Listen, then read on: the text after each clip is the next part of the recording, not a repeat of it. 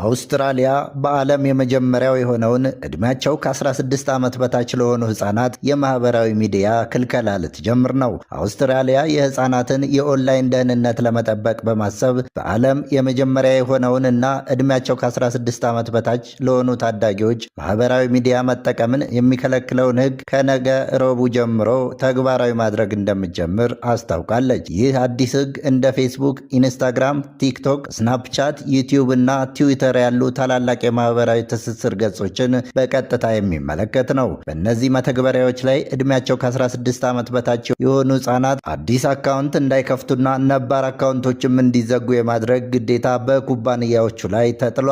ማህበራዊ ሚዲያ ኩባንያዎቹ ይህንን ሕግ ተላልፈው ከተገኙ ወይም በቂ የመቆጣጠሪያ እርምጃ ካልወሰዱ እስከ 49.5 ሚሊዮን የአውስትራሊያ ዶላር የሚደርስ ቅጣት ይጠብቃቸዋል። ማንኛውም ተጠቃሚ ዕድሜውን ማረጋገጥ ይጠበቅበታል የተባለ ሲሆን ሕጉ ግን እንደ ዋትሳፕ፣ ዩቲዩብ ኪድስ፣ ጎግል ክላስሩም እና ሮብሎክስ ያሉ ለትምህርትና ለመልእክት ልውውጥ የሚያገለግሉ መተግበሪያዎችን እንደማይመለከት ተገልጿል። ምንም እንኳን ሕጉ የሕግ ተግዳሮቶች ቢገጥሙትም የአውስትራሊያ መንግስት ግን ከነገ ጀምሮ ተግባራዊ ከማድረግ ወደ ኋላ እንደማይል አሳውቋል። እናንተስ በውሳኔው ዙሪያ ምን ትላላችሁ?